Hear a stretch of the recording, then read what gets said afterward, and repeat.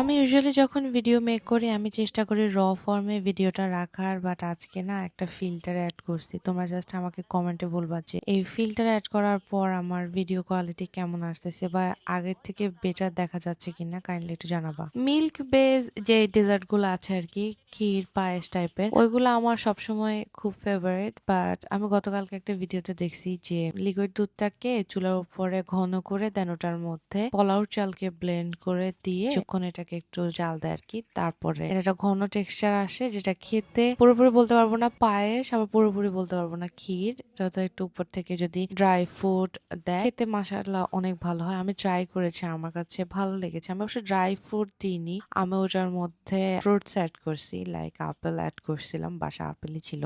তোমরা চাইলে এই ডেজার্টটা ট্রাই করতে পারো, আমার কাছে এটা খুব ভালো লেগেছে। আর তোমরা যদি ডিটেলস ভিডিও চাও আমি অবশ্যই এটা একটা ডিটেলস ভিডিও মেক করব। আজকে কেন জানি না আমি টুকটাকি শপিং করছি, আর বলতে পারো যে যত কিছু কিনছি আমি সবকিছু কিনে একদম ঠকে গেছি। আসলে হয় কি, কোন একটা স্ট্রেস যদি কোনো একটা সেক্টরে কাজ করে তো ওইটার এফেক্ট মোটামুটি ভাবে সব কাজে পড়ে। লাস্ট টাইম আমার বাসায় যে হাউসমেট আছে সে আমার ডাইনিং এর উপরে উঠে ফ্যান মুছছে, মানে সে দেখছে এটা গ্লাসের টেবিল, তারপর সে ডাইনিং এর উপরে উঠে সে ফ্যানটা মুছতে গেছে। এই বিষয়টা খুব মাথার মধ্যে কাজ করতেছিল। তারপর হচ্ছে দুটা ক্যাট পালি, ওই দুটা ক্যাটের মানে কি বলবো, এই আক্কল আন্দাজ মনে হয় বয়স বাড়াও, আমি জানি না, আমি মানে এদেরকে খুব ছোট থেকে টেক কেয়ার করি, কিন্তু ওদের বয়স যত বাড়তেছে মনে হয় বুদ্ধিমত্তা ওদের কমে যাচ্ছে। ভিডিওতে তোমরা একটা ওয়াচ দেখছো, ওইটা আমি আসলে নতুন কিনছি লোকাল মার্কেট থেকে। আমি আসলে আমার আম্মুকে দেখছিলাম আর কি, এরকম একটা গোল্ডেন কালারের ছিল, লোকাল একটা শপ থেকে